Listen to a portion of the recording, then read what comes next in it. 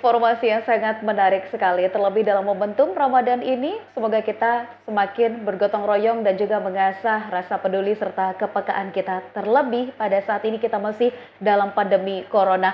Berbagai macam cara tentunya bisa kita lakukan untuk menekan perkembangan angka virus corona terlebih di Nusa Tenggara Barat. Nah, untuk Anda yang mungkin Ramadan kali ini agak bingung bagaimana caranya agar bisa memaksimalkan ibadah Anda di bulan suci Ramadan dengan tetap harus mengikuti apa yang menjadi anjuran dari pemerintah. Memang ada beberapa hal yang harus Anda lakukan. Terlebih ini adalah panduan untuk ibadah Ramadan di tengah pandemi corona seperti saat ini. Di mana dalam panduan ini tentunya Anda bisa mengetahui terkait dengan anjuran yang harus kita lakukan, kemudian larangan, termasuk juga bagaimana kita mengumpulkan termasuk menyalurkan zakat, infak, dan sodakoh kita. Jadi ini adalah panduan ibadah Ramadan di tengah pandemi corona, di mana tentunya pemerintah senantiasa menghimbau kepada masyarakat untuk beribadah di rumah masing-masing selama bulan suci Ramadan. Dan upaya ini tentunya dilakukan untuk mengurangi resiko penyebaran dari COVID-19 yang harus kita lakukan secara bersama-sama.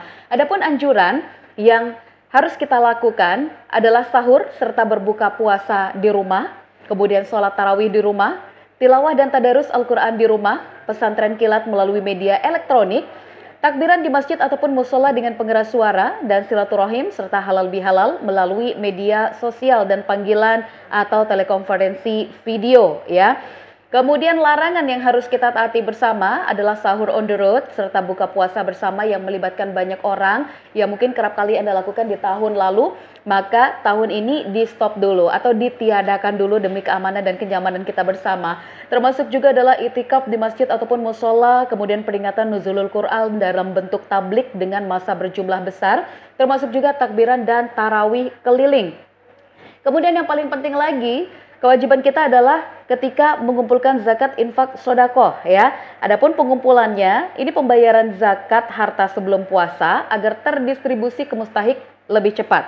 Kemudian panitia pengumpul zakat agar meminimalkan kontak fisik, meminimalkan pengumpulan zakat melalui kontak fisik, tatap muka, pembukaan gerai di tempat umum, termasuk juga untuk mensosialisasikan pembayaran zakat melalui layanan jemput zakat dan transfer bank. Kemudian organisasi pengelola zakat menyediakan sarana cuci tangan menggunakan sabun ya. Dan yang terakhir adalah organisasi pengelola zakat memastikan kebersihan ruangan dan perlengkapan penerima zakat. Sementara untuk penyalurannya yang memang harus diperhatikan betul adalah zakat disalurkan langsung kepada mustahik, kemudian tetap menghindari penyaluran zakat fitrah, zakat lainnya melalui penukaran kupon dan juga pengumpulan orang. Organisasi pengelola zakat proaktif untuk mendata mustahik guna berkoordinasi dengan tokoh masyarakat, RT dan RW, serta petugas penyalur zakat harus senantiasa menggunakan masker, sarung tangan, dan pembersih sekali pakai. Dan jangan lupa ketika sudah selesai menyalurkan, tetap harus mencuci tangan dengan menggunakan sabun dan juga air yang mengalir.